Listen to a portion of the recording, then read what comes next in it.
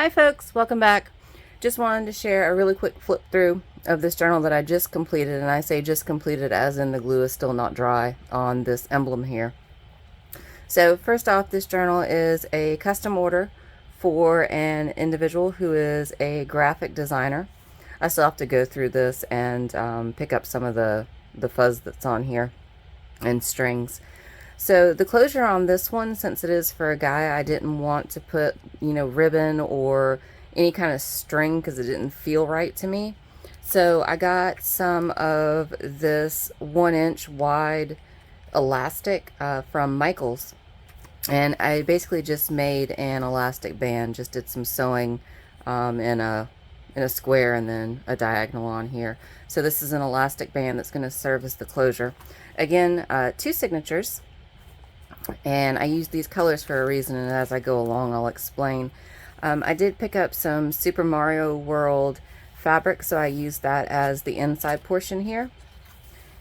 And so there's 4 different papers in here that I did a little bit of designing on. I downloaded it from Pixabay, I believe, and these were free for commercial use, and I just changed the color scheme on here to match the colors that I had going on. And there's a bunch of cool little features on here, little flip outs and some playing cards, envelopes. There's some stamping and some stenciling here.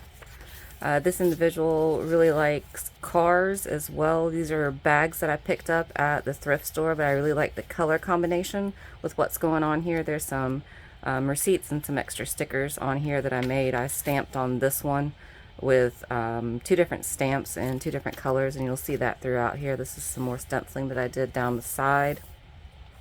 These are rub-on transfers.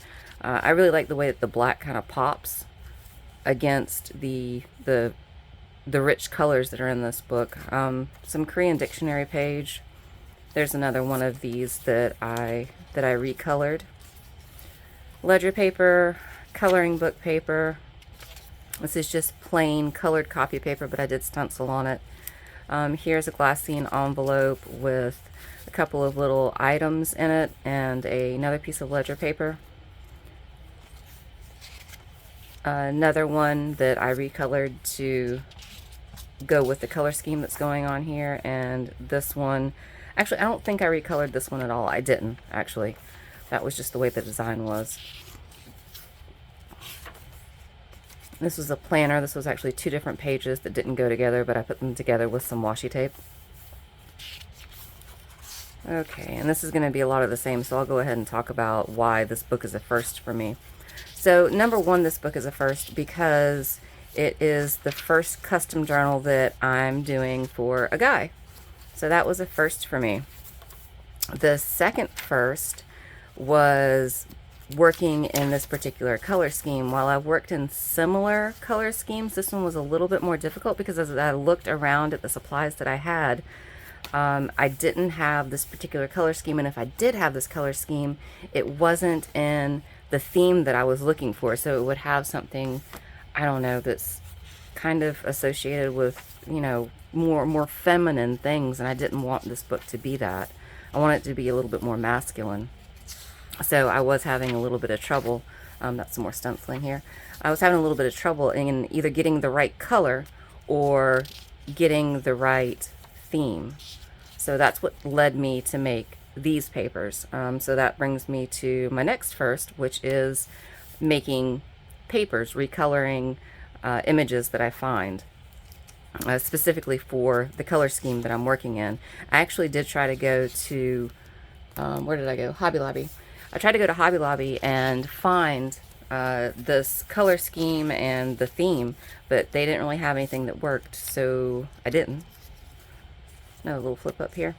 And the last thing that I did, which explains why I use this color theme, is this individual, like I said, is a graphic designer. And he actually designed his own logo, and that's actually the patch that's on the front of this book. Well, we do have an embroidery machine here, and I do have digitizing software, but I had never actually used the digitizing software. So I basically just taught myself in, I don't know, a couple of hours how to use the digitizing software. So I turned his logo into something that could be embroidered, and that's what's on the front. And the colors, we're almost to the end here, and I'll turn back to the front. Here's some little dictionary definitions in here that have to do with design words. Yep, and that's it. So this on the front here, this was actually his logo that he designed, and I digitized it, and we put it through the embroidery machine, and I just have it glued on here, and like I said, the glue is still drying on here. But yeah, so this journal was actually a lot of firsts for me. It was actually really challenging to use the colors that he used in kind of the font style and kind of the overall theme and feel. And actually I did make, I forgot one more first. This is the first cover that I've sewn together like this, because I was looking at all the material that we had. I didn't have anything that was in this color or in the theme that I was kind of going for, and I said, well, you know, let me look back on some 70s patterns, and I'll actually pop these up here where I got my inspiration from for this, and I'll look through the materials that I have and do something that's similar to that. Well, I mean, this isn't very hard to do, you know, just sewing some strips together and making the cover. I did want to make sure that I got this on a 45-degree angle as much as I could, because the logo itself was on a 45-degree angle. And I'll go ahead and pop the logo in here too, of what he designed, and we'll see how similar they are. But so yeah, this was definitely a big challenge for me, and I actually enjoyed the challenge once I got into a rhythm and figured out what I was going to do with it. But I hope you like it, and I also hope he likes it. Hope you have a great day. Bye.